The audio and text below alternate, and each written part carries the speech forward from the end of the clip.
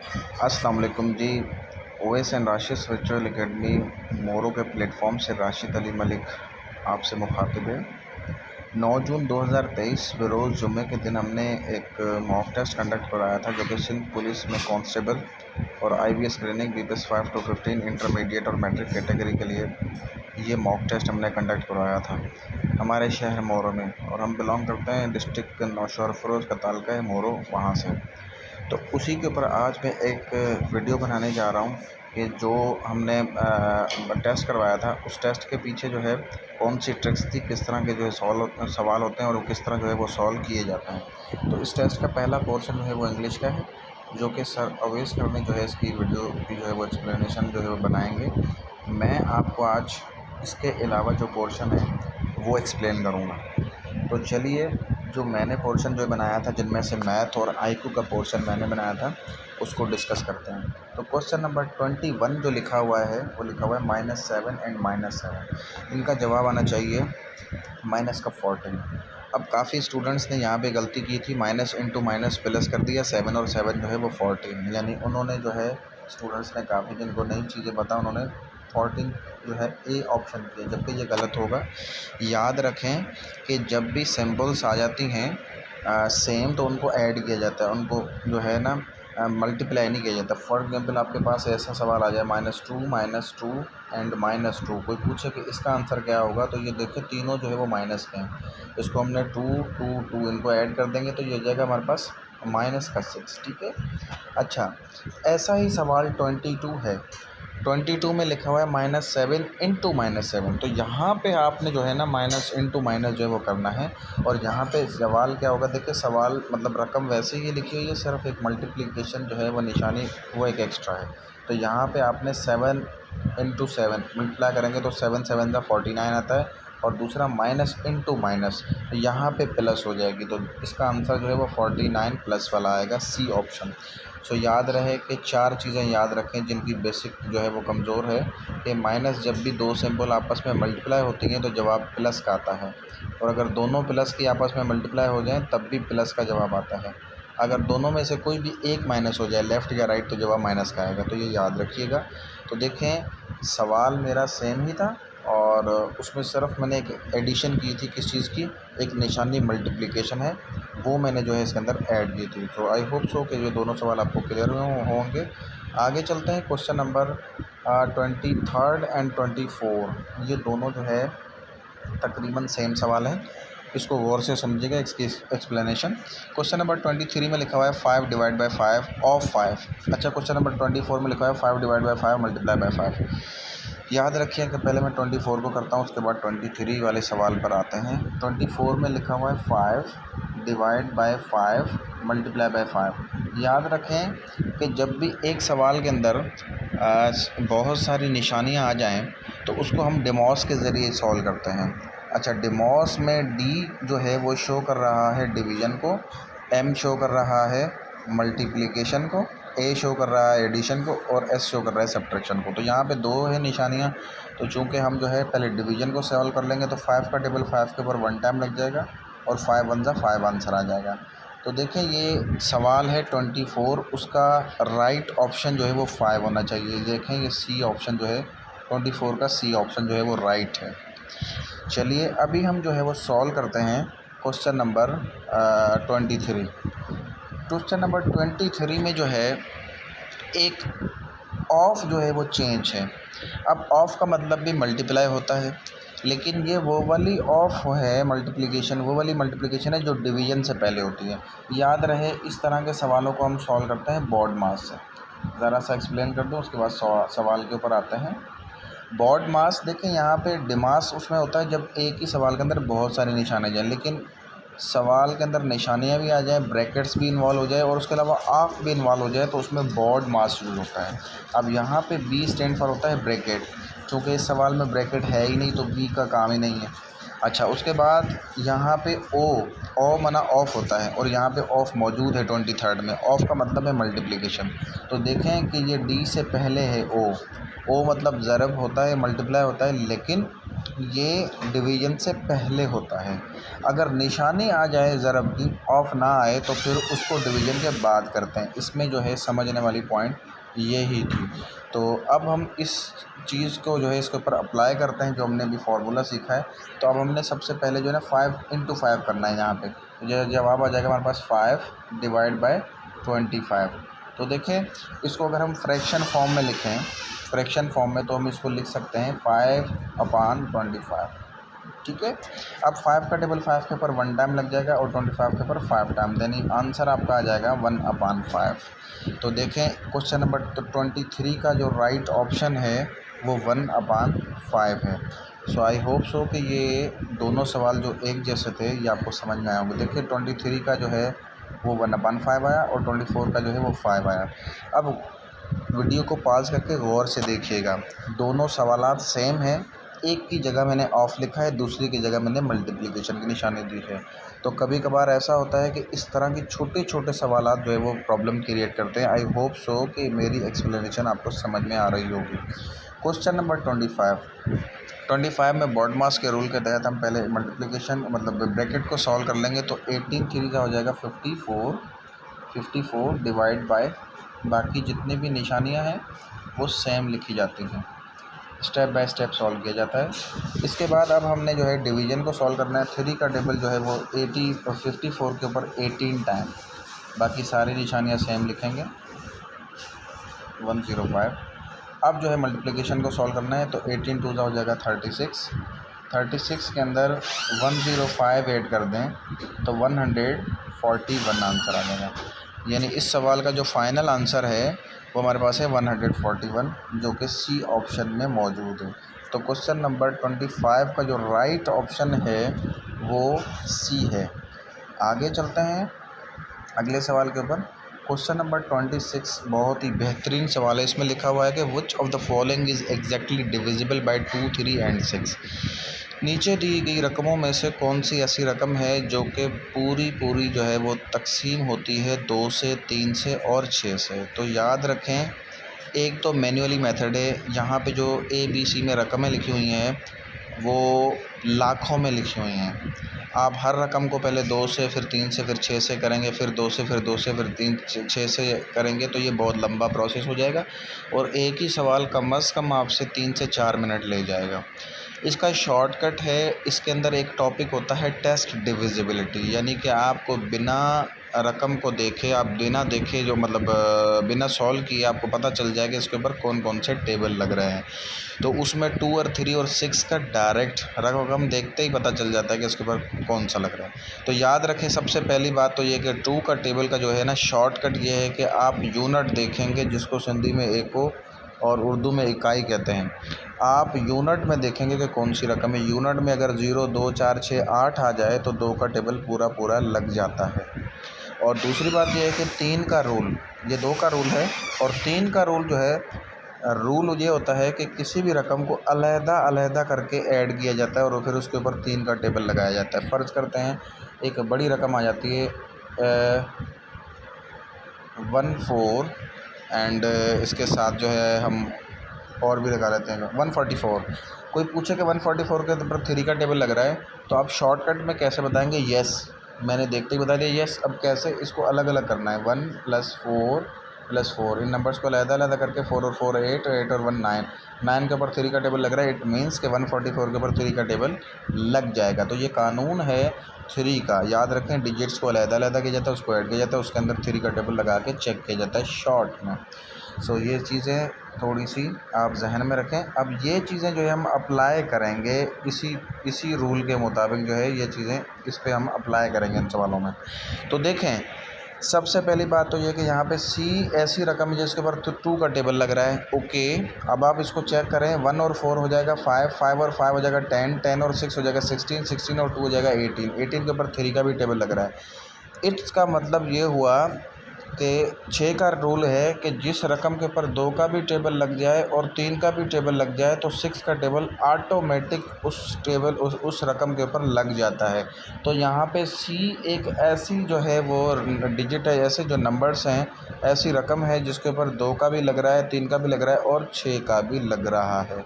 इसके लिए आपको मेरी टेस्ट डिविजिबिलिटी की पूरी क्लास जो है वो अटेंड करनी होगी, जिसके अंदर मैंने शॉर्टकट में बताया कि 2, 3, 6, 4, 8, 10, 11, 12, 15, 25 इनके टेबल शॉर्टकट में हमें बिना मतलब किसी सॉल्यूशन के हमें पता चल जाता है कि इनके ऊपर कौन कौन से टेबल लग रहे हैं। सो आगे चलते हैं अगले सवालों की जानिब। अब अगर हमारे पास अगला सवाल है 27, HCF फाइंड करना है 12 और 20 का, और LCM फाइंड करना है 12 और 20 का। तो HCF और LCM के जो है प्रोसेस भी सिखा देता हूँ और शॉर्टकट भी बता देता हूँ। सबसे पहली बात तो यह कि HCF और LCM के दो वेज़ हैं फाइंड करने के लिए, लेकिन जो सबसे ज़्यादा इम्पॉर्टेंट और सबसे ज़्यादा मतलब आसान जो हैं बुक वाले, वो आपको मैं बता दूँ। HCF का जो समराइज़ करके बता दूं कि HCF हाईएस्ट कॉमन फैक्टर होता है, बड़े से बड़ा नंबर जो दोनों, यहाँ पे 2 नंबर है 12 और 20, उनको दोनों को तकसीम करके। तो यहाँ पे देखें 8 तो दोनों को तकसीम कर ही नहीं रहा, 6 भी दोनों को तकसीम कर ही नहीं रहा, 2 तकसीम कर रहा है और दूसरा 4 तकसीम कर रहा है। इनमें से हाईएस्ट कौन सा है? 4 है। दैट्स वाई राइट आंसर जो है वो हमारा बी होगा। HCF is a highest common factor, यानी सबसे बड़ा टेबल जो सब रकमों को पूरा पूरा तकसीम कर जाए वो HCF होता है। अगर आप इसको बुक मेथडों के तहत करना चाहेंगे तो 12 के अलग टेबल मतलब फैक्टर्स निकालेंगे, 20 के अलग निकालेंगे, उसके बाद जो कॉमन होंगे वो निकालेंगे, ज़रब करेंगे तो यही 4 जवाब आ जाएगा, जो कि तीसरी और चौथी जमात की क्लासों के अंदर ये चीज़ें पढ़ाई जाती हैं। अच्छा, मैं समझता हूँ कि ये शॉर्ट में जो है आपको चीज़ें समझ में आ रही होंगी। अगर आप एक्सप्लेनेशन उसमें जाना चाहते हैं तो उसमें भी आप जाके चेक कर सकते हैं। HCF और LCM में मेरी डिटेल में क्लास भी बनी हुई है। 28 के ऊपर आ जाते हैं। LCM है 12 और 20 का। अच्छा, LCM का फुल फॉर्म होता है लीस्ट कॉमन मल्टीपल, छोटे से छोटा नंबर जिसको 12 और 20 दोनों तकसीम करें। अब गौर से देखिएगा, ऐसा कौन सा नंबर है जो 12 और 20 को तकसीम करता है। यहाँ ऑप्शन में आप देख लें, 15 को तो दोनों ही नहीं करते, 30 को दोनों ही नहीं करते, 60 को दोनों करते हैं, 12 का भी लग रहा है 20 का भी लग रहा है। अच्छा, 120 को भी 12 का भी लग रहा है और 20 का भी लग रहा है, लेकिन छोटे से छोटा नंबर जो है यहाँ पे वो 60 बन रहा है। ठीक है, अगर आप इसको मैनुअली भी निकालेंगे ना तब भी 60 आएगा। और समराइज़ करके अगर आप IQ लेवल पे करना चाहते हैं तो छोटे से छोटा नंबर जिसको दोनों तकसीम करें। अच्छा, HCF क्या होता है? बड़े से बड़ा टेबल जो दोनों को तकसीम करे, या 3 रकमें हो तो तीनों को तकसीम करे। IBA में बड़े ट्रिकी सवाल आते हैं। फ़र्ज़ करते हैं कि मेरी चीज़ें समझ में नहीं आ रही, स्टूडेंट जो है अपने हिसाब से LCM निकालते हैं, और LCM निकालने का प्रोसेस बहुत आसान है। आप 30 सेकंड बड़े हैं, आप निकाल सकते हैं। आपने जवाब निकाल लिया 60, और 60 यहाँ ऑप्शन में मौजूद नहीं है, तो फिर आपने क्या करना है? बिलफ़र्ज़ मैं इसकी एक्सप्लेनेशन देता हूँ। लिखा हुआ है 15, 30, उसके अलावा लिखा हुआ है 150, उसके बाद लिखा हुआ है 120। अब यहाँ पे ऑप्शन ढूंढ रहे हैं आप, 60 है ही नहीं भाई। 60 नहीं है तो इनमें से 120 नंबर है जिसके ऊपर 12 का भी टेबल लग रहा है और 20 का भी टेबल लग रहा है। तो यहाँ पे जो LCM होगा वो 120 होगा। तो याद रखिए, कभी कभार ट्रिकी सवाल आ जाते हैं।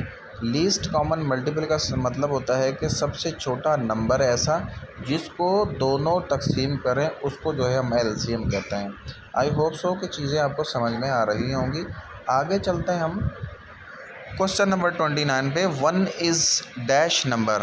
1 जो है वो कौन सा नंबर है? प्राइम है, कंपोसाइट है, इर्रेशनल है, या नन ऑफ दीज है? तो याद रखें कि 1 जो है ना प्राइम है, ना कंपोसाइट है, ना इर्रेशनल है। यहाँ पे हमारा right option none of these होगा, क्योंकि थोड़ा सा समझ लें कि प्राइम नंबर किसको कहते हैं। प्राइम नंबर उसको कहते हैं जिनके ऊपर कोई भी टेबल ना लगाए सिवाय एक के और अपने आप के, ऐसे नंबरों को हम प्राइम नंबर कहते हैं। और वो वाले नंबर कहाँ से स्टार्ट होते हैं? 2, 3, 5, 7 और उसके अलावा 11, ठीक है, 13 और 17, 19 और डैश डैश चलते चले जाएं।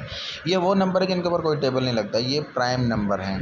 अब कंपोसाइट नंबर किन्हें कहा जाता है? कंपोसाइट नंबर उन्हें कहा जाता है जिनके ऊपर एक और अपने अलावा दूसरे भी टेबल लग जाएं।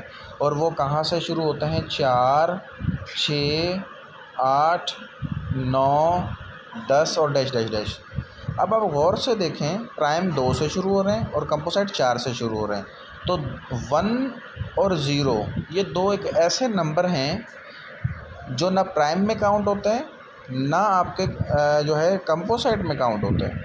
कभी भी ऐसा बेसिक सवाल आ जाए तो ना ये प्राइम में ना कंपोसाइट है। हाँ, अलबत्ता ये एक ऐसे नंबर हैं जो कि रेशनल की कैटेगरी में आते हैं। अब रेशनल नंबर कौन से होते हैं इसके ऊपर डिटेल में मेरा क्लास बना हुआ है, आप वो भी अटेंड कर सकते हैं। इसके साथ मैं आपके साथ लिंक्स शेयर करूंगा अपने यूट्यूब चैनल की, ये सारी चीज़ें मेरी एक्सप्लेन उधर हुई हुई हैं, वहाँ पे आप चेक कर सकते हैं।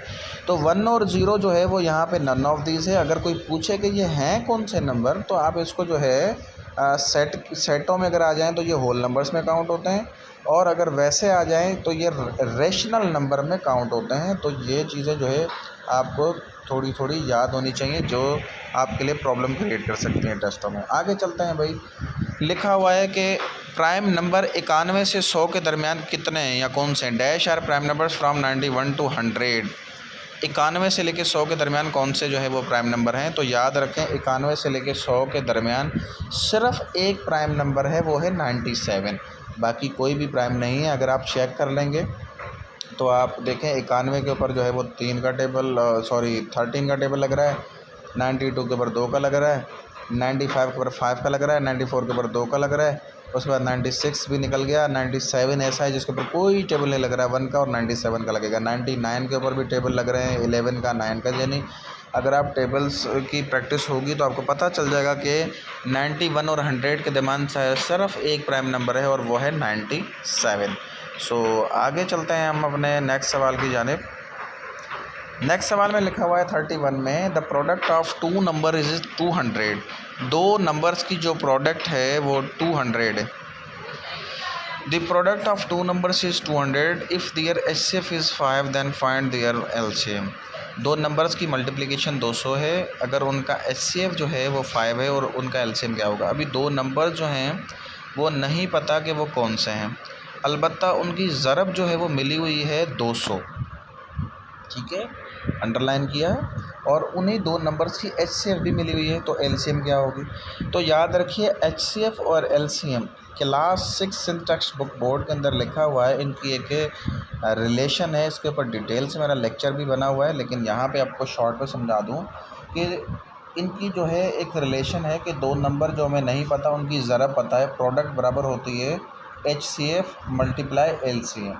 ये एक रिलेशन है, जो दो नंबर से नहीं पता उनकी प्रोडक्ट एक साइड रख लें और उन्हीं दो नंबर्स का HCF और LCM ले लें, उनको ज़रब कर लें तो जवाब बराबर आता है। इस रिलेशन को यहाँ पे यूज़ करेंगे। तो याद रखें यहाँ पे प्रोडक्ट हमारे पास मिली हुई है कितनी 200, और HCF जो है वो हमने फाइंड करना है, नहीं HCF हमें 5 मिला हुआ है, LCM फाइंड करना है तो LCM की जगह L ही लिखेंगे। तो हमने यहाँ पे LCM फाइंड करना है, 5 जो है वो लेफ़्ट साइड पर लेके आएंगे तो डिवाइड में आ जाएगा, देन LCM हो जाएगा आपके पास 200, ठीक है, ओवर 5 का टेबल जब आप 200 के ऊपर लगा लेंगे तो आपके पास 40 आंसर आ जाएगा। तो यहाँ पे आपके पास क्वेश्चन नंबर 30 का जो है 31 का C जो है वो राइट ऑप्शन है। आगे चलते हैं हम। ऐसा ही दूसरा सवाल मैंने रिपीट किया है, लेकिन इसके अंदर लिखा हुआ है कि प्रोडक्ट जो है वो 800 है। उसी रिलेशन को हम यूज़ करेंगे, प्रोडक्ट 800 है, बराबर किसके होता है HCF into LCM। HCF find करना है, H लिख देंगे उसकी जगह, LCM जो है वो 40 है वो हमने लिख लिया। हमने फाइंड करना है HCF, दैट्स वाई 40 जो है वो इस साइड आ जाएगा तो डिवाइड में आ जाएगा, 800 over 40 is equal to HCF। अब 40 का टेबल जो है इसके ऊपर लगाएंगे, ये 0 0 में कट गया, 4 का टेबल जो है 8 के ऊपर 2 टाइम्स और ये 0 यहाँ पे लगा लेंगे, यानी HCF जो है आपके पास आ रही है यहाँ पे 20, यानी 32 का जो राइट ऑप्शन है वो 20 है। आगे चलते हैं हम अपने नेक्स्ट सवाल की जानिब, और नेक्स्ट सवाल है हमारे पास HCF फाइंड करें 4 और 5 का। अब ये सवाल हमारी मॉक टेस्ट के अंदर जो फिज़िकली स्टूडेंट अपीयर हुए थे उनसे काफ़ी सवाल, मतलब ये सवाल जो है वो गलत हुआ है। अब इस सवाल का जो राइट ऑप्शन होना चाहिए, HCF जब हम निकालते हैं बाय फैक्टराइजेशन मेथड, 4 के अलग निकालेंगे हम फैक्टर और 5 के अलग निकालेंगे। 4 और 5 के निकालने के बाद कॉमन इनमें से कोई भी फैक्टर नहीं है।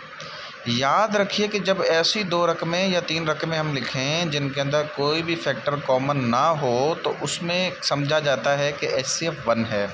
और वैसे भी HCF हाईएस्ट कॉमन फैक्टर यानी सबसे बड़ा नंबर जो दोनों को तकसीम करे। अब यहाँ पे कोई कॉमन ही नहीं है, यानी एक टेबल जो है वो 4 को भी लग रहा है, एक टेबल जो है वो 5 को भी लग रहा है, तो दोनों का जो HCF यहाँ पे होगा वो 1 होगा। और यहाँ पे 1 ऑप्शन में मौजूद नहीं है, दैट्स वाई यहाँ पे हमारा राइट ऑप्शन क्या होगा, नन ऑफ दीज होगा। तो पॉइंट टू बी नोटेड कि जब दो नंबर ऐसे हों जिनमें कोई भी फैक्टर कॉमन ना हो तो उनका HCF 1 काउंट किया जाता है। अगर कोई पूछे कि इनका एलसीएम क्या होगा तो एलसीएम इनका 20 होगा। ठीक है। अच्छा, 20 ऑप्शन में मौजूद ना हो तो 40 भी हम कर सकते हैं। 40 भी एलसीएम है, 60 भी एलसीएम है, 80 भी एलसीएम है, 120 भी एलसीएम है, 100 भी एलसीएम है। तो ये सारे एलसीएम हैं, लेकिन ऑप्शन के हिसाब से हम टिक करते हैं कि अगर वहाँ पे ऑप्शन 20 मौजूद है तो वो एलसीएम 20 काउंट होगा। अगर 20 मौजूद नहीं है तो 40 देखेंगे, अगर 40 है तो वो उस हिसाब से हम वहाँ पे काउंट करेंगे कि जो राइट ऑप्शन गिवन है, मतलब ऑप्शन गिवन है उनमें से राइट 40 होगा। आगे चलते हैं हम क्वेश्चन नंबर 34 की जानिब। क्वेश्चन नंबर 34 जो है वो हमारा IQ के पोर्शन से लिया गया है। और IQ के पोर्शन फोर्सेस में जब भी आप जाएंगे, चाहे सिंध पुलिस में हो, आर्मी में हो, नेवी में हो, PF में हो, तो उसमें IQ में सीरीज़ के सवालात बहुत आते हैं। तो याद रखें, यहाँ पे नंबर सीरीज़ में हमारे पास ये लिखा हुआ है कि 192837 192837 ये नंबर्स लिखे हुए हैं। अब दो नंबर जो है वो गायब हैं, वो कौन से हैं? अब याद रखें कि जब भी लंबे ऐसे नंबर आ जाए, लंबी सीरीज़ आ जाए, तो इसको 2 या 3 हिस्सों में तोड़ने की कोशिश करें। अब यहाँ पे देखें, ये 2 सीरीज़ चल रही हैं, मैं आपको हाईलाइट करके बताता हूँ। ये 1, इसका अगला नंबर लिखा हुआ है यहाँ पे 2, इसका अगला नंबर यहाँ पे लिखा हुआ है 3, यानी अगले इस ब्लैंक में जो है वो क्या आना चाहिए, 4। ठीक है, सॉरी इस वाले में नहीं, इस वाले में आएगा लेफ़्ट वाले में 4। ठीक है।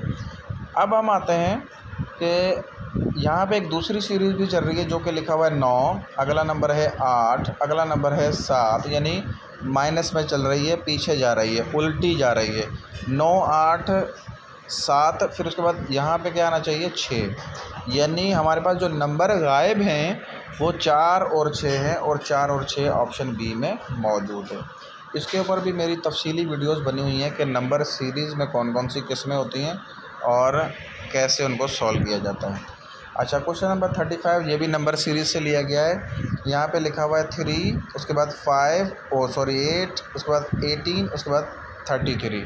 तो देखें, अगला नंबर पिछले नंबर से बढ़ता चला जा रहा है। इसका मतलब ये है कि ये एडिशन केस है, इसके अंदर जो है ना बढ़ते जा रहे हैं नंबर, यानी इसमें नंबर जो है प्रीवियस नंबर में कुछ ना कुछ ऐड हो रहा है।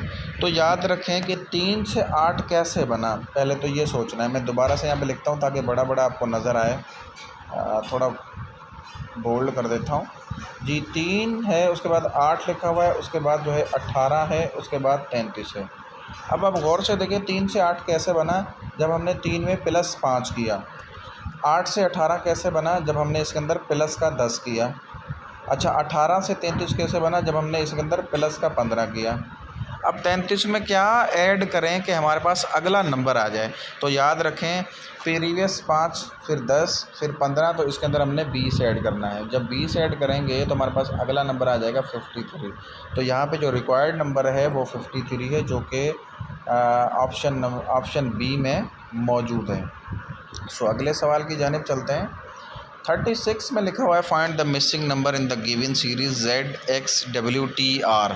तो मिसिंग नंबर जो है इसमें अल्फ़ाबेट जो है वो बताना है। अच्छा, जैसे नंबर सीरीज़ होती है ऐसे लेटर सीरीज़ भी होती है, यानी इंग्लिश अल्फ़ाबेट होते हैं वो लिखे हुए, उनमें से कुछ ना कुछ गायब हो जाता है, तो वो बताना होता है कि वो क्या हो रहा है यहाँ पे, और उस हिसाब से यहाँ पे क्या आना चाहिए। तो मैं यहाँ पे आपको लिख के बताता हूँ P से, क्योंकि यहाँ पे हमारा काम जितना है वहाँ से हम लिखते हैं PQRSTUVWXY और ये Z। अब आप गौर से देखिए, पहला अल्फ़ाबेट जो है वो Z है, माना हमने Z ले लिया। उसके बाद लिखा हुआ है X, यानी Y को काट दिया, X ले लिया। उसके बाद हमारे पास है V, यानी हमने W को काट दिया, V ले लिया। उसके बाद है टी, यानी हमने क्या किया, यू को काट दिया, टी ले लिया। उसके बाद है आर, यानी हमने एस को काट दिया, आर को ले लिया। अब हमने नेक्स्ट आर के बाद क्या आना चाहिए, तो जैसे सीरीज़ चल रही है उल्टी चल रही है, उसके बाद अगला अल्फ़ाबेट हम काट रहे हैं, उसके बाद पिछला उसका ले रहे हैं। यानी आर से पहले क्या आ रहा है, क्यू, ये हमने हटाना है क्योंकि ये नहीं रखना, पीछे से देखें सीरीज़ ऐसे ही चलती आ रही है। अगर पिछला उसके बाद कौन सा नंबर है, पी, तो हम यहाँ पे पी रखेंगे क्योंकि सीरीज़ जो चल रही है रिवर्स उल्टी चल रही है जेड से पीछे, और पिछला जो भी आ रहा है अल्फ़ाबेट वो हम छोड़ रहे हैं, उससे पिछला हम लिखते आ रहे हैं। तो यही चीज़ अप्लाई करेंगे हम, आर से पहले क्यू आता है उसको छोड़ देना है, उसके बाद पी आएगा उससे पहले, तो वो हमने लिख लेना है। तो इसको कहते हैं लेटर सीरीज़, और इसके ऊपर भी मेरी तफसीली वीडियो बनी हुई है अलग से इस टॉपिक के ऊपर, वो भी वहाँ पे आप जाके देख सकते हैं चैनल पे, मेरे यूट्यूब चैनल पे। यूट्यूब चैनल मेरा है प्रिपरेशन फॉर ऑल एग्ज़ाम्स, इसके साथ लिंकें शेयर कर दूंगा, आप मेरे चैनल पे जाके ये चीज़ें अलग से पढ़ भी सकते हैं। अच्छा 37 के ऊपर आ जाते हैं। 37 में लिखा हुआ है कि ये बॉक्सेस कुछ बने हुए हैं, ठीक है। इस बॉक्सेस में इस क्वेश्चन जहाँ पे मार्क लिखिए यहाँ पे क्या आना चाहिए। देखिए IQ होती है, इसके ऊपर कोई रूल कानून नहीं होता, ये प्रैक्टिस पे डिपेंड होती है। जितनी आपकी प्रैक्टिस होगी उतना आपको समझ में आएगा, क्योंकि कोई फार्मूला हो तो ये उसके ज़रिए हल होते हैं, लेकिन ये तस्वीरों वाले तो सवालात या इस तरह के सवालात आपकी प्रैक्टिस पे डिपेंड करते हैं। आपकी जितनी अच्छी प्रैक्टिस होगी उतनी आपको ये चीज़ें समझ में आएंगी, क्योंकि IQ में हर दूसरा सवाल पहले सवाल से मुख्तलिफ होता है, और जब भी आपकी तरफ आएगा तो वो सवाल अजीब व गरीब तरीके से आएगा। फिर आपका दिमाग उस वक्त प्रीवियस जो सवालात किए होंगे उसके हिसाब से चलना शुरू होगा, और फिर कहीं ना कहीं पे आप उसका हल निकाल ही लेंगे। तो चलिए मैं आपको समझाता हूँ ये सवालात कैसे होंगे। तो देखें, पहले जो बॉक्स है इसमें लिखा हुआ है 7 और 5, 7 और 5 होते हैं 12, और नीचे लिखा हुआ है 6। तो हमने यहाँ पे क्या किया, पहले दो बॉक्सेस को ऐड किया, 7 और 5 12, 12 को फिर हमने आधा कर दिया 6। देखें ये 5 है और ये 21 है, 5 और 21 होते हैं 26, 26 का आधा होता है 13। तो यही चीज़ हम यहाँ पे अप्लाई करेंगे। 21 और 7 होते हैं 28, 28 का आधा होता है 14। तो यहाँ पे बॉक्स में 14 आना चाहिए, और यहाँ पे देखें इसमें 14 जो है वो सी ऑप्शन में मौजूद है, तो आपका राइट ऑप्शन जो है वो सी होगा। आगे चलते हैं, हमारे पास क्वेश्चन नंबर 38 है। इसमें लिखा है कि विच of the following is different, नीचे दिए गए में से क्या चीज़ डिफरेंट है। यहाँ पे इस्लामाबाद है, यहाँ पे कराची है, यहाँ पे लाहौर है, और यहाँ पे पेशावर है। तो इस सवाल के ऊपर भी जो है बहुत सारे सवालात मुझसे किए गए थे, इनमें डिफरेंट क्या है, सारा ही नाम है। तो गौर से देखिए, कराची, लाहौर और पेशावर, ये हमारे पाकिस्तान के जो सूबे हैं, 4 सूबे हैं, वैसे तो 5 हैं फ़िज़िकल, लेकिन जो ऑफिशियली हैं वो 4 सूबे हैं हमारे, सिंध, पंजाब, सरहद, बलूचिस्तान, सरहद का नाम KP। तो ये 4 सूबों में 3 सूबों के कैपिटल्स हैं, कराची सिंध का कैपिटल, लाहौर पंजाब का कैपिटल, पेशावर KP का कैपिटल, यानी ये प्रोविंशियल कैपिटल हैं, तीनों एक कैटेगरी के हैं। जो इस्लामाबाद है ये फेडरल कैपिटल ऑफ पाकिस्तान है, और यहाँ पे जो चेंज है वो इस्लामाबाद है। अब यहाँ पे मुख्तलिफ सवालात आपके सामने इस तरह के आ सकते हैं। फॉर एग्ज़ाम्पल सिंध के शहर लिखे हुए हों, हैदराबाद, कराची, सक्कर, और एक शहर मुल्तान लिखा हुआ, आपसे पूछा जाए चेंज क्या है, तो यहाँ पे आपने जो सोचना है कि ये सारे सिंध के शहर हैं, एक पंजाब का शहर है, तो वो आपने कहना कि ये चेंज है। तो इस तरह के सवालात जो है वो आप यूँ सॉल्व कर सकते हैं। तो आगे चलते हैं, हमारे पास नेक्स्ट IQ के सेक्शन में से ही जो है वो सवाल है, और वो सवाल है question number 39, which figure will come next. इसमें अगली फ़िगर क्या आनी चाहिए। देखें यहाँ पे ये फ़िगर है, उसके बाद ये बन गई, ये फ़िगर है, इसके बाद क्या बननी चाहिए, यहाँ पे ऑप्शन दिए गए हैं। अब आप ज़रा सा तस्वीर के ऊपर गौर करें। पहली जो फ़िगर है जिसके ऊपर मैंने अभी हाईलाइट किया है, इसमें से ये फ़िगर कैसे बनी, गौर से देखें। पहली फ़िगर के अंदर सर्किल ट्राइंगल के अंदर है, उसके बाद जो दूसरी फ़िगर हमारी बनी, सर्किल जो है वह बाहर आ गया, ट्राइंगल अंदर चला गया। ये चीज़ हमने प्रीवियस देखी 2 जोड़ी में से, पेयर में से, इस पेयर में से हमने ये चीज़ देखी कि ये ऐसे हो रहा है। अब यही चीज़ हम यहाँ पे अप्लाई करेंगे, यानी यहाँ पे हमारी तस्वीर क्या होगी, सर्किल अंदर है तो सर्किल को हमने बाहर कर देना है, और स्क्वायर जो है वो चौरस जो है वो बाहर है, उसको हमने अंदर रख देना है, ठीक है। अब ये तस्वीर कहाँ पे शो हो रही है, ये D ऑप्शन में शो हो रही है, तो यहाँ पे हमारा जो राइट ऑप्शन होगा वो D होगा। तो IQ के ऊपर भी इस तरह की तस्वीरों के ऊपर जो वीडियो है वो मेरी बनी हुई है, आप उसको भी चैनल पे मेरे जाके चेक कर सकते हैं। अब यहाँ पे लिखा है pick out the dissimilar figure. यहाँ पे बताइए कि इनमें से जो है ना वो सिमिलर कौन सी नहीं है, बाकी सब एक कैटेगरी की हैं, एक तस्वीर चेंज है। तो यहाँ पे ए बी सी डी, इसको क्लासिफिकेशन कहते हैं कि ये देखें ये 3 बी सी डी ये एक क्लासिफिकेशन की हैं। कैसे?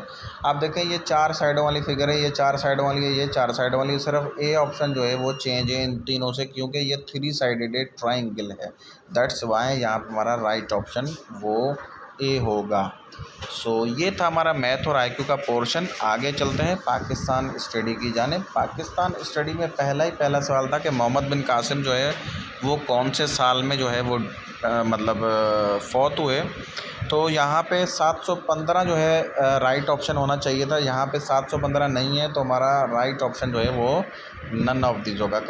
सॉरी, मोहम्मद बिन कासिम जो है 695 AD ताइफ के शहर सऊदी अरब के शहर ताइफ में पैदा हुए और मूसल में 715 AD में इराक़ में जो है वो फौत हुए। उसको टॉर्चर करके मारा गया था, उनके अपने ही जो है खलीफा थे सुलेमान बिन अब्दुल मालिक, उन्होंने मरवाया था। आगे चलते हैं 42 सवाल में। 42 किसमें मोहम्मद बिन महमूद गजनवी जो है सुल्तान, वो कब जो है वो पैदा हुए? तो 971 AD में। ये वो शख्स है जिसने सबसे पहले अपने नाम के साथ सुल्तान लगाना शुरू किया। उसके बाद आता है 43 के अंदर who established Muslim rule in India. India के अंदर मुस्लिम रूल सबसे पहले किसने लगाया? याद रखिए कि मुस्लिम रूल इंडिया में 700 साल चला था, जिसमें मुग़ल भी आए, सैयद आए, दिल्ली सल्तनत थी, उसमें जो है बहुत सारे स्लेव डायनेस्टी, तुगलक, उसके अलावा जो है सैयद, लोधी, ठीक है, ये बहुत सारी जो है डायनेस्टियाँ चली थी, जिन मुग़लों के दरमियान बीच में सूरी डायनेस्टी भी आई थी। यानी टोटल मिला के 700 साल मुसलमानों का जो है सब कॉन्टिनेंट में राज रहा है। अब यहाँ पे सवाल ये है कि सबसे पहले मुस्लिम रूल जो है वो इस्टेब्लिश किसने किया था? तो इनमें सब राइट ऑप्शन जो है हमारा है मोहम्मद गौरी। मोहम्मद गौरी वो शख्स है जो इंडिया में सबसे पहले मुस्लिम रूल लगाने वाला था। उसके बाद मोहम्मद गौरी के बाद स्लेव डायनेस्टी शुरू होती है, जो कि फिर चलती चली जाती है। 1173 की बात है, मोहम्मद गौरी ने इंडिया पे अटैक करके इंडिया अपने कब्ज़े में लिया। उसके बाद 1858 तक मुग़लों का आखिरी बादशाह बहादुर शाह ज़फ़र जब वो उतरता है सब कॉन्टिनेंट से, उसके बाद ब्रिटेन का दौर आता है। तो ये तकरीबन 7 सेंचुरियाँ यानी कि 700 साल मुसलमानों का रूल इंडिया पे चलता है। तो ये बहुत ही इम्पोर्टेंट सवाल है, इम्तिहानों में आने जैसा है। मोहम्मद गौरी जो है इसने लगाया था। 44 पे आ जाते हैं। What is the total area of Sindh province? मतलब पाकिस्तान का जो प्रोविंस है सिंध, इसका एरिया कितना है? ये बहुत ही इंपॉर्टेंट सवाल है। एरिया में जो है वो चारों सूबों के याद रख लें, किसी ना किसी सूबे का आता ही रहता है। तो यहाँ पे 140,914 स्क्वायर किलोमीटर, ये जो है राइट ऑप्शन है सिंध का। अच्छा, सिंध को जो है बाबुल इस्लाम भी कहा जाता है। सिंध के 30 डिस्ट्रिक्ट्स हैं और उसके अलावा सिंध के जो करंट है ना वो डिस्ट्रिक्ट 28 भी आता है बुक्स में, 29 में, अभी जो करंट है वो 30 है। और उसके अलावा एक और बहुत ही इंपॉर्टेंट सवाल था जो मेरे जहन से आगे पीछे हो रहा है सिंध के बारे में, लेकिन आता रहता है वो सवाल। यस, मोस्ट अर्बनाइज्ड प्रोविंस, सबसे ज़्यादा शहरी आबादी अगर काउंट की जाए तो वो सिंध में रहती है, क्योंकि हमारे पास बड़े बड़े शहर हैं जो अर्बनाइज में काउंट होते हैं, जैसे हैदराबाद हो गया, उसके अलावा सक्खर हो गया, उसके अलावा कराची हो गया। तो इस हिसाब से जो है पाकिस्तान में मोस्ट अर्बनाइज्ड प्रोविंस अगर कोई पूछा जाए सवाल तो वो सिंध है। उसके बाद हम अगला सवाल आते हैं क्वेश्चन नंबर 45 के ऊपर। Sindh and Multan were conquered by Mohammad bin Qasim during the reign of Walid bin Abdul Malik. Walid bin Abdul मालिक के दौर में जो है मोहम्मद बिन कासिम ने सिंध और मुल्तान फ़तह किए, तब जो है वलीद बिन अब्दुल मालिक होते थे। वलीद बिन अब्दुल मालिक के साहबजादे थे सुलेमान बिन अब्दुल मालिक, जो कि मोहम्मद बिन कासिम से बिल्कुल भी नहीं जो है उनकी बनती थी। जैसे ही वलीद बिन अब्दुल मालिक की डेथ होती है, सुलेमान जो है वो कमान संभालते हैं। तो सुलेमान जो है वो मोहम्मद बिन कासिम को वापस बुला के टॉर्चर करवाते हैं, 7 महीने जेल में रखवा के, और उसको मरवा देते हैं। तो मोहम्मद बिन कासिम अपनी मौत खुद नहीं, उसको टॉर्चर दे के मारा जाता है। उसके बाद हम आगे चलते हैं 46 क्वेश्चन की जानिब। 46 में लिखा है कि करंट गवर्नर सिंध का करंट गवर्नर जो है वो कामरान टिसोरी है। उसके बाद हम आ जाते हैं कि चूँकि ये पुलिस के रिलेटेड है सवाल, तो इसमें पुलिस के सवाल भी हैं काफ़ी। Current IG Sindh police. याद रखिए कि पुलिस में सबसे बड़ी पोस्ट होती है आईजी, जिसको फुल फॉर्म कहते हैं इंस्पेक्टर जनरल, जो कि पुलिस का जो करंट सिंध पुलिस का जो आईजी है वो है गुलाम नबी मेमन। इससे पहले मुश्ताक मेहर होता था। तो याद रखें कि पुलिस जो है, सिंध पुलिस हो, पंजाब हो, या जिसका भी हो, आईजी होता है सबसे टॉप पोजीशन। और ये टेस्टों में सवालात आते रहते हैं। चूँकि ये सिंध पुलिस का सवाल, सिंध पुलिस की टेस्ट है, दैट्स वाई मैंने सिंध का डेटा लिखा है। आगे चलते हैं हम 48 क्वेश्चन की जानिब। Who is the chief police officer at the taluka level. Tehsil level पे, तालका लेवल के पुलिस का जो सबसे बड़ा अमलदार होता है, यानी पुलिस का सबसे बड़ा ऑफिसर होता है, वो डीएसपी होता है, जिसका फुल फॉर्म है डिप्टी सुपरिटेंडेंट पुलिस। एसएचओ जो है एएसआई और एसएसपी। एसएचओ जो है वो तालके लेवल पे नहीं होता, अलबत्ता थाने का बड़ा ऑफिसर होता है, स्टेशन हाउस ऑफिसर इसे कहते हैं। ASI assistant sub inspector 9 scale का होता है। एसएसपी ये डिस्ट्रिक्ट लेवल पे होता है सबसे बड़ा पुलिस ऑफिसर। अच्छा, याद रहे कि कोई पूछे कि डिवीज़न लेवल पे पुलिस का सबसे बड़ा अमलदार या सबसे बड़ा पुलिस ऑफिसर कौन सा आता है, तो वो डीआईजी होता है, डिप्टी इंस्पेक्टर जनरल। और सबसे बड़ा सूबे पे जो होता है वो आईजी होता है। सो आगे चलते हैं हम। इसके बाद हमारा सवाल है एजुकेशन मिनिस्टर जो है सिंध का करंट कौन सा है, 49 क्वेश्चन में लिखा हुआ है। सो यहाँ पे हमारा राइट ऑप्शन होगा सरदार अली शाह। उसके बाद हम चलते हैं क्वेश्चन नंबर 50 पे। 50 में लिखा है what is the relation of Mohammad bin Qasim with Hajjaj bin Yusuf. Hajjaj bin Yusuf के साथ मोहम्मद बिन कासिम की जो रिलेशन है वो nephew and son in law. Mohammad bin Qasim जो है वो हजाज बिन यूसुफ के भतीजे और क्या कहते हैं दामाद जो है लगते थे। तो मोहम्मद बिन कासिम, हजाज बिन यूसुफ गवर्नर होते थे इराक़ के। इसी ने ही मोहम्मद बिन कासिम को जो है वो फ़ाइट करना सिखाया था, और जो है तैयार करना जो है ना, सबसे ज़्यादा मोहम्मद बिन कासिम को तैयार करने के पीछे हजाज बिन यूसुफ का बड़ा हाथ है। तो हजाज बिन यूसुफ जो है वो इसके चचा लगे, और ये उनके क्या लगे, nephew and son in law. आगे चलते हैं, हमारे पास क्वेश्चन नंबर 51 है। एंड 51 में लिखा है कि मोहम्मद बिन कासिम कब पैदा हुआ। ये पहले भी डिस्कस किया था, लेकिन उस वक्त वहाँ पे लिखा हुआ था कि डाइड कब हो। यहाँ पे है बॉर्न, तो ये है बॉर्न 695 AD ताइफ में पैदा हुए थे। क्वेश्चन नंबर 52 जो है लिखा हुआ है Mohammad bin Qasim al Thaqafi was born in Taif city. ठीक है, ये सवाल भी इसमें दे दिया, क्योंकि हमने पढ़ाया ही मोहम्मद बिन कासिम का टॉपिक था, दैट्स वाई हमने टेस्ट ही उसी में से जो है निकाली है। मोहम्मद बिन कासिम डिफीटेड राजा डाहर। मोहम्मद बिन कासिम की जो है राजा डाहर के साथ जो बैटल हुई थी, उस बैटल का नाम क्या है, बैटल ऑफ अरोर। बैटल ऑफ अरोर के अंदर जो है मोहम्मद बिन कासिम ने 712 AD में मोहम्मद बिन कासिम ने राजा डहर को जो है वो शिकस्त दी थी। राजा डहर बरहमन डायनेस्टी से वाबस्ता थे, और बरहमन डायनेस्टी के जो है वो हुक्मरान थे। बरहमन हिंदू में सबसे बड़ा टॉप कबीला होता है। जैसे हम मुसलमानों के अंदर सैयद की जो है हम बहुत ज़्यादा इज़्ज़त करते हैं, ऐसे हिंदुओं में बरहमन जो होते हैं वो सबसे ज़्यादा टॉप पे होते हैं। उन्हीं की जो है डायनेस्टी थी, उसके ये हुक्मरान थे। तो मोहम्मद बिन कासिम का सवाल आता है एक और, कि मोहम्मद बिन कासिम जो है वो किस मतलब डायनेस्टी से ताल्लुक़ रखते थे, और किसके दौरान जो है ये जो आए थे इनको फतह करने। तो बनु उमैया जिसे उर्दू में या सिंधी में कहा जाता है, और बनु उमैद कैलिफेट जो है, प्रोनंसिएशन जो है वो अगर सही ना भी हो तो आप करेक्ट कर लीजिएगा। उमैद कैलिफेट या बनु उमैया कहते हैं। आगे चलते हैं हम अपना क्वेश्चन नंबर 54 की जानिब। 54 में लिखा है who was the last Mughal emperor in India. India के अंदर मुसलमानों के जो है ना जो 700 साल हुकूमत चली थी इंडिया में, उसमें तकरीबन 300 साल जो है वो मुग़लों का जो है दौर चला है। तो उनमें से पहला जो मुग़ल एम्पीरियर है वो मेरे नाम अभी जहन में से जो है ना आगे पीछे हो रहा है, ज़हीरुद्दीन बाबर या बाबर करके नाम था। जो लास्ट मुग़ल एम्पीरियर हैं वो हैं बहादुर शाह ज़फ़र, और डी ऑप्शन में मौजूद है। और बहादुर शाह ज़फ़र जिस वक्त इंडिया छोड़कर जा रहे थे तो वो 1857 का दौर है। 1857 के बाद ब्रिटेन का दौर आया। 1857 से लेकर 1947 तक ब्रिटेन का दौर रहा।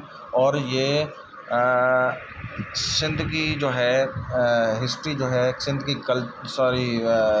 सिंध का जो लिटरेचर, जो सबसे ज़्यादा जो लिटरेचर पर काम हुआ और उसके अलावा इसमें मिर्ज़ा क्लिच बैग भी जो ने जो काम किया है। इस वजह से कहते हैं कि जो ब्रिटेन का दौर है ना, वो सिंध का जो है ना बेहतरीन दौर रहा है। उसमें सिंधी लिटरेचर ने या सिंध के ऊपर जो काम हुआ है वो बहुत ज़्यादा अच्छा काम हुआ है। और उसको फादर ऑफ सिंधी मेरे ख़्याल से लिटरेचर भी कहते हैं, या उसके अलावा इसका कोई ना कोई टाइटल है मिर्ज़ा क्लिच बैग का, और वो इसी अंग्रेज़ों के दौर में रहे। आगे चलते हैं हम अपने अगले सवाल की जानिब। 55 सवाल में लिखा हुआ है real name of Mohammad bin Qasim. Mohammad bin Qasim का रियल नेम जो है वो इमादुद्दीन मोहम्मद है। ए ऑप्शन में लिखा हुआ है इमादुद्दीन मोहम्मद, बी ऑप्शन में लिखा है इमामुद्दीन। इमामुद्दीन नहीं है, इमादुद्दीन मोहम्मद इसका रियल नेम है। उसके बाद हम आ जाते हैं अगर अपने इस्लामियत के पोर्शन की जानिब।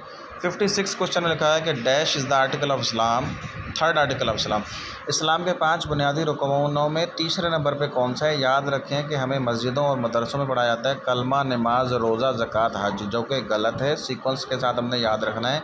कलमा, उसके बाद नमाज आता है, उसके बाद नमाज के बाद फिर ज़कात है, फिर रोज़ा है, फिर हज है। तो ज़कात जो है वो थर्ड आर्टिकल है, यहाँ पे राइट ऑप्शन बी होगा। और उसके अलावा अगर पूछे कोई चौथा आर्टिकल कौन सा है तो फिर रोज़ा करना है। ठीक है, थर्ड एंड सेकंड में जो है ना, फोर्थ में इसमें प्रॉब्लम होता है, जो हमने उल्टा याद किया होता है। उसके बाद हम आते हैं 57 क्वेश्चन की जानिब। Muslims dash person are required for जमात प्रेयर्स। मुस्लिम नहीं, minimum dash person are required for जमात प्रेयर।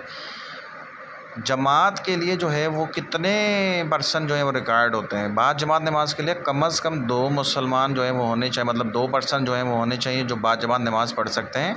उसके अंदर जो है आपने एक आगे और एक पीछे शख्स नहीं खड़ा होगा, दोनों एक ही रो में खड़े होंगे। पेश इमाम जो नमाज़ पढ़ाने वाला होगा वो राइट साइड खड़ा होगा, जो तकबीर लगाने वाला होगा वो लेफ़्ट साइड खड़ा होगा। अगर इससे ज़्यादा शख्स होते हैं तो तरतीब से एक पेश इमाम आगे खड़ा होगा, बाकी जैसे तरतीब से नमाज होती है वैसे ही होगी। आगे चलते हैं हम अपने सवाल की जानिब, क्वेश्चन नंबर 58 की जानिब। क्वेश्चन नंबर 58 में लिखा है to sit straight in Salat is called. नमाज में सीधा होकर बैठ के जब पढ़ते हैं, जैसे अत्तहियात वगैरह या दुरूद शरीफ पढ़ रहे होते हैं, तो उस बैठने को जो है वो कायदा कहा जाता है। उसके बाद हम आगे आते हैं, अगला सवाल हमारा 59। The person who starts prayer with इमाम इज़ कॉल्ड। वो शख्स जो मस्जिद में नमाज़ पढ़ते हैं पेश इमाम के साथ, पहली रकात के साथ जाके मिल जाते हैं, उसको मदुर्रक कहा जाता है। प्रोनाउंसिएशन में अगर गलती हो तो उसको सेट कर लीजिएगा, मदुर्रक कहा जाता है।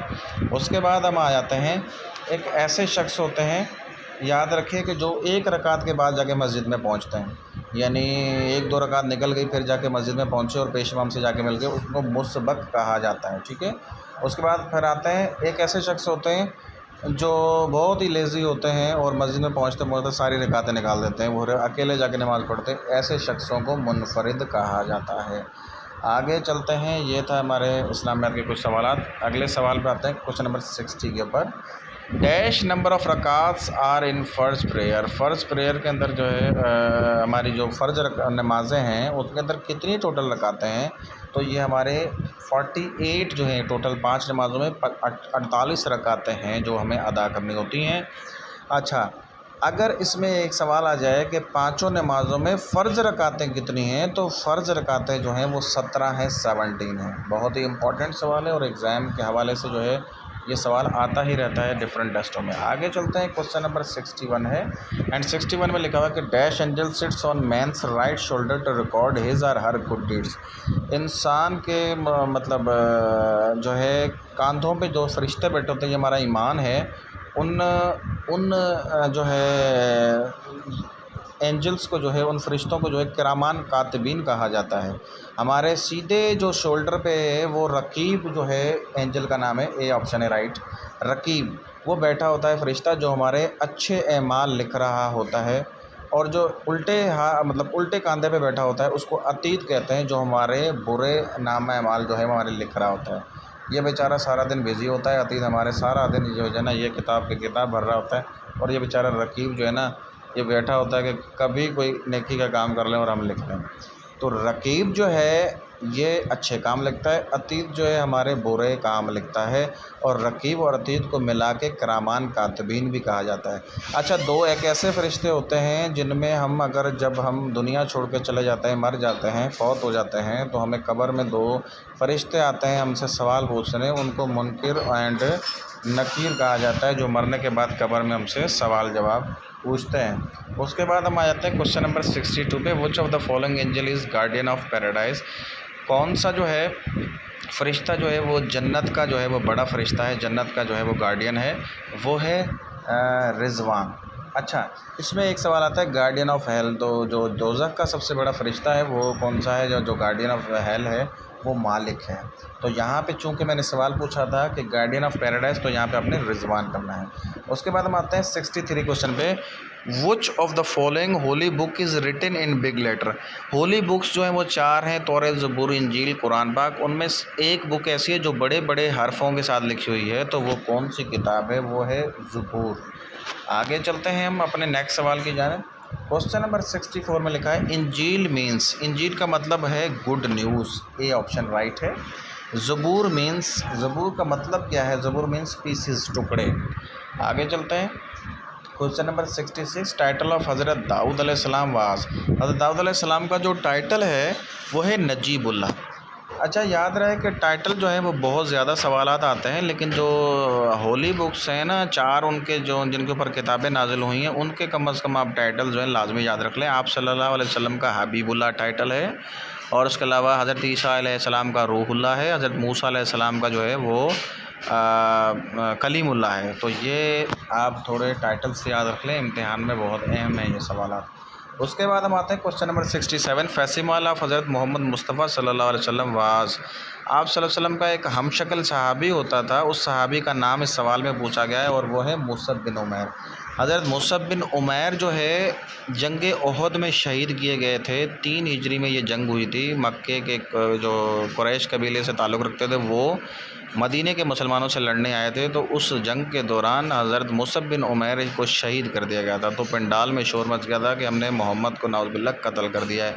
तो वो मुसअब बिन उमैर थे। उस दौरान आप सल्लल्लाहु अलैहि वसल्लम के दांत मुबारक भी शहीद हुए थे, और उस दांत मुबारक शहीद होने पे एक ऐसे सहाबी थे जो आप सल्लल्लाहु अलैहि वसल्लम से मिले भी नहीं थे, उन्होंने आप सल्लल्लाहु अलैहि वसल्लम की मोहब्बत में आके अपने दांत तोड़े थे।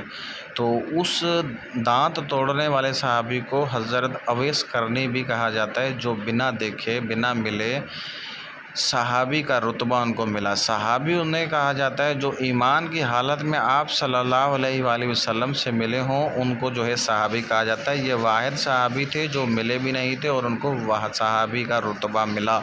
तो ये मुसअब बिन उमैर थे जो आप सल्लल्लाहु अलैहि वसल्लम के हमशक्ल सहाबी थे, जिसको अंग्रेज़ी में फैसिमाइल भी कहा जाता है। आगे चलते हैं हम अपने अगले सवाल की जानिब। Question number 68। क्वेश्चन नंबर 68 में लिखा है कि फैसिमाइल ऑफ हज़रत ईसा अलैहिस्सलाम। हज़रत ईसा अलैहिस्सलाम का जो हमशक्ल सहाबी हैं हज़रत उर्वा रज़ी अल्लाह तआला अन्हु, ये हज़रत ईसा अलैहिस्सलाम के साहब हैं। हज़रत ईसा को रूहुल्लाह भी कहा जाता है। हज़रत ईसा को रूहुल्लाह इस वजह से भी कहा जाता है क्योंकि वो मुर्दों को ज़िंदा कर देते थे। दैट इज़ वाई उसके जो फॉलोवर हैं उसको कहते हैं कि ये अल्लाह का बेटा है, और उसका टाइटल भी देखें रूहुल्लाह है। अच्छा, हज़रत ईसा अलैहिस्सलाम जो है ना सेकंड प्रॉफिट है जो फादरलेस प्रॉफिट है। कभी कभार एमसीक्यू सवाल एक आता है इम्तिहान में कि फादरलेस प्रॉफिट जो है वो कितने हैं। 1,24,000 पैगंबर आए हैं हमारी इस्लाह के लिए। 1,24,000 पैगंबरों में 2 पैगंबर ऐसे थे जो बिना बाप के पैदा हुए। पहला हज़रत आदम अलैहिस्सलाम जिसको अल्लाह ताला ने मिट्टी से बनाया। दूसरा जो है वो हज़रत ईसा अलैहिस्सलाम है जो बिना बाप के पैदा हुए, उनकी माँ का नाम है मरियम।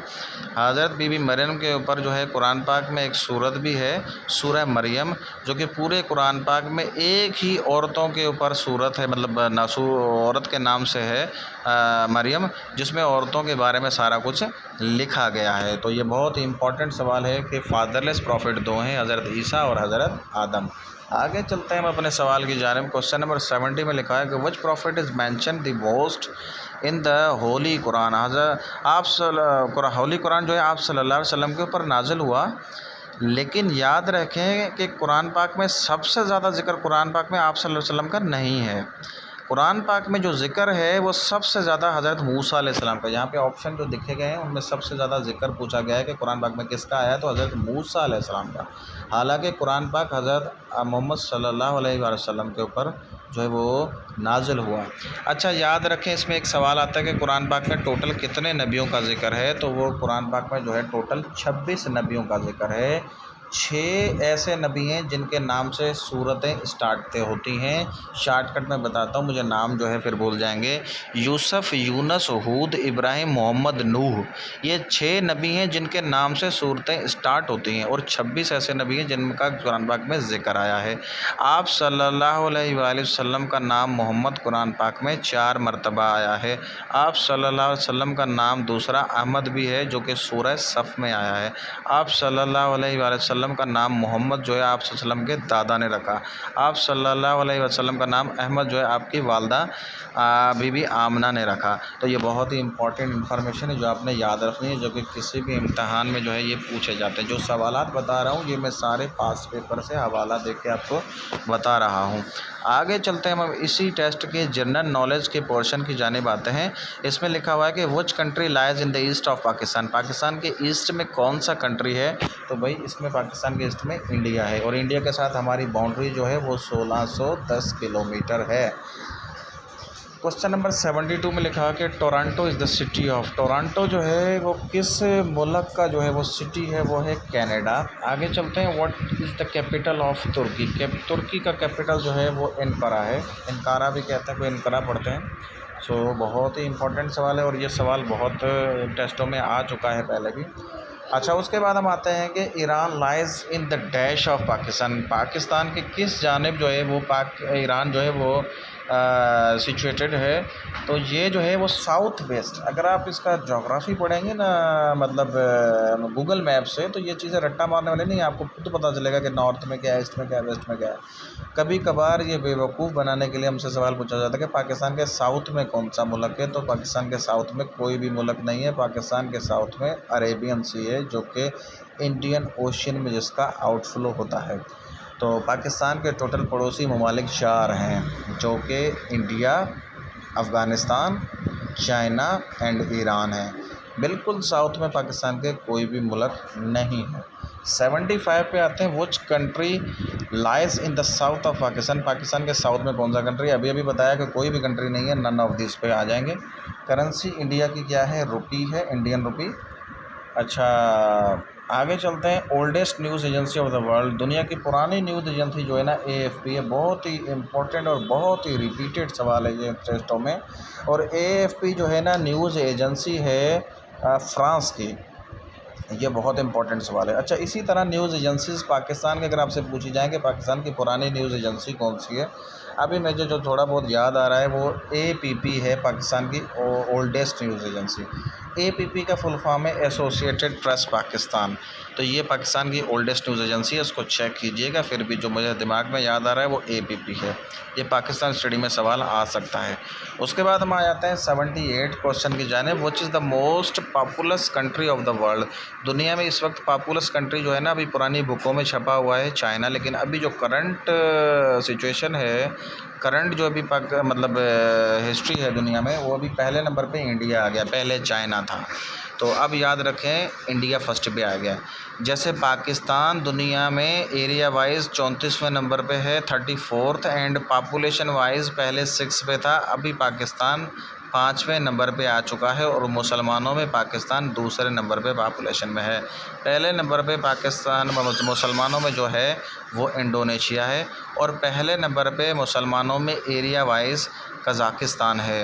दुनिया में पहले नंबर पे एरिया वाइज रशिया है। उसके बाद हम आगे चलते हैं, हमारे कुछ और सवालात देखते हैं 79 पे। Which is the largest country in the world. दुनिया में एरिया वाइज सबसे बड़ा कंट्री कौन सा है? अभी हमने डिस्कस कर लिया था, रशिया है। Question number 80, which country lies in the west of India. अब इंडिया के वेस्ट में कौन सा मुल्क है? याद रखें, पाकिस्तान जो है ईस्ट में पाकिस्तान के इंडिया है, तो इंडिया के वेस्ट में जो है वो पाकिस्तान है। बहुत ही इंपॉर्टेंट सवाल, घुमा फिरा के दिया गया था। अच्छा, उसके बाद आते हैं 81 की जानिब सवाल। उसमें लिखा हुआ कि who is the current president of USA। USA का करंट प्रेसिडेंट कौन सा है? तो USA का करंट जो प्रेसिडेंट है वो है जो बाइडन। अच्छा, जो बाइडन की जो बीवी हैं उनको हम फर्स्ट लेडी भी कह सकते हैं, क्योंकि जितने भी मुल्कों के जो करंट वज़ीर आज़म होते हैं या उनके जो सदर होते हैं, जो कि हुकूमत को हेड कर रहे होते हैं, उनकी जो वाइफ्स को जो ना फ़र्स्ट लेडी कहा जाता है, और वो फ़र्स्ट लेडी के सवालात आते हैं। जैसे इमरान खान की बीवी का नाम था बुशरा बीबी, तो वो फ़र्स्ट लेडी हुआ करती थी। अभी जैसे हमज़ा शहबाज शरीफ है, तो शहबाज शरीफ की जो बीवी होंगी ना, उनको कहेंगे फ़र्स्ट लेडी ऑफ पाकिस्तान। तो इसी तरह ये सवाल बहुत इंपॉर्टेंट है, और जो एग्ज़ाम्स में आ भी रहा है कि इंडिया की जो है वो फ़र्स्ट लेडी का क्या नाम है, वो आपने याद रखना है। मेरे ख्याल से जो मुझे याद है, जिल बाइडन या गिल बाइडन करके ऐसे करके उसका नाम है। आगे चलते हैं क्वेश्चन नंबर 82 की जानिब। इसमें लिखा हुआ है कि एब्रीवेशन सार्क का क्या है। सार्क जो एक तंजीम है जो कि एशिया में, साउथ एशिया में जो 8 मुल्क हैं, एशिया में साउथ एशिया स्पेशली जो रीजन है उसमें 8 मुल्क हैं, जिनमें पाकिस्तान, अफ़गानिस्तान, नेपाल, भूटान, श्रीलंका, मालदीव, ये जो है बांग्लादेश भी है। ये 8 मुल्क जो हैं इन्होंने मिलकर एक तंजीम बनाई है जिसका नाम है सार्क। इसका फुल फॉर्म है साउथ एशियन, जो डी में ऑप्शन लिखा हुआ है, South Asian Association for Regional Cooperation. SAARC का जो है वो ढाका में बनी, बांग्लादेश के कैपिटल है ढाका, वहाँ बनी, और उसका हेड क्वार्टर जो है वो अभी खटमंडू है, नेपाल का जो कैपिटल है खटमंडू, ये इसका हेड क्वार्टर है। बहुत ही इंपॉर्टेंट सवाल है इसके, सार्क के जो है सवालात इम्तिहान में डिफरेंट जो है वो आते ही रहते हैं। तो यहाँ पे हमने जो सवाल पूछा है कि सार्क का मतलब क्या है, इसका फुल फॉर्म क्या है, वो आपका राइट ऑप्शन डी होगा। उसके बाद हम आ जाते हैं अगले सवाल की जानिब। 83, विच country lies at the south east of Afghanistan. South east of Afghanistan जो है वो कौन सा कंट्री है। अफ़गानिस्तान के साउथ ईस्ट में जो है वो पाकिस्तान है। जैसे कि अगर सवाल पूछा जाता है कि पाकिस्तान के जो है नॉर्थ और वेस्ट में कौन सा कंट्री है, तो नॉर्थ और वेस्ट में जो है वो अफ़गानिस्तान है। तो पाकिस्तान उसके कौन से में आएगा, साउथ ईस्ट में आएगा, तो पाकिस्तान इसमें राइट ऑप्शन जो है वो बी होगा। 84 में आता है where is the head quarter of WHO। WHO world health organisation है, उसका जो हेड क्वार्टर है वो कहाँ पर है, जिनेवा में हेड क्वार्टर है। उसके बाद आते हैं कंतास इज़ एयरलाइन। कंतास बड़ी मशहूर एयरलाइन है, और इसका बहुत ज़्यादा सवाल जो है ना वो टेस्टों में आता रहता है। ये बहुत इंपॉर्टेंट सवाल है, और ये राइट ऑप्शन जो है वो सी होगा। सो ये था भाई हमारा आज का जो मतलब 9 जून का जो 2023 जुम्मे के दिन हमने मॉक टेस्ट करवाया था, इसके वो पोर्शन जो मैंने निकाले थे उसके ऊपर मैंने तफसीली वीडियो बनाई, जिसके अंदर मैंने आपके साथ बहुत सारी डेटा शेयर की, जिनमें जो कॉन्सेप्चुअल मैथमेटिक्स के सवाल थे मैंने क्लियर करवाए। अगर फिर भी कोई सवालात कुछ पूछना चाहते हैं तो आप हमसे पूछ सकते हैं। याद रखिए कि अभी हमारी इसी तरह की 10 मॉक टेस्ट तैयार हैं IBS screening BPS 5 to 15 intermediate और मैट्रिक कैटेगरी के लिए, जिनकी टेस्टें भी होने जा रही हैं। उसका बुकलेट जो है वो हमारे पास तैयार है। अगर आप इसी तरह की इन्फॉर्मेशन हमसे लेना चाहते हैं और ऐसे ही ज़बरदस्त मॉक टेस्ट अगर आप लेना चाहते हैं, जिसकी एक होती है 100% गारंटी, हम 200% गारंटी कहते हैं कि ये आप 1000 सवालात मॉक टेस्ट हमारी पढ़ेंगे, 1000 सवालात में से पक्के आपके IBA में 50 सवाल कन्फर्म इन्हीं में से लग जाएंगे। और दूसरी बात यह है कि हमारे पास SST जनरल और साइंस कैटेगरी की मास्टर गाइडें भी तैयार हैं। इसी तरह की हमारी जो है अगर आपको ये भी गाइडें चाहिए तो उस गाइडों के लिए भी स्क्रीन पे जो नंबर देंगे आप हमें जो है ऑर्डर कर सकते हैं। ऑनलाइन आपके जो है ऑर्डर करने का तरीका ये है कि अपना नाम, अपना घर का मुकम्मल पता और अपना फ़ोन नंबर हमें व्हाट्सअप कर देंगे। आपको 24 घंटों में ये चीज़ें जो है आपको मिल जाएंगी अपने घर पे, और लिपट कुरियर सर्विस के ज़रिए ये चीज़ें भेजी जाएंगी। कैश ऑन डिलीवरी की सहूलत जो है वो इस पर दस्तयाब होगी। और उसके अलावा आपको ये भी बताते चले कि हम ऑनलाइन क्लासेस भी ऑफ़र करते हैं, इस तरह की शॉर्ट वीडियोस। उसके अलावा हमारे व्हाट्सअप ग्रुप्स भी हैं, तकरीबन 50 से 60 व्हाट्सअप ग्रुप हैं हमारे, जो कि हम डेली की बुनियाद पे वहाँ पे चीज़ें शेयर करते हैं। पेड व्हाट्सअप ग्रुप भी हैं, कुछ अनपेड भी हैं। तो अगर पेड व्हाट्सअप ग्रुप में भी अगर आप एडमिशन लेना चाहते हैं, इसी तरह की मज़ीद मालूमात लेना चाहते हैं, तो आप हमें व्हाट्सअप करके इनरोल डिफरेंट कोर्सेज़ में हो सकते हैं। आप सब लोगों का वीडियो देखने के लिए शुक्रिया।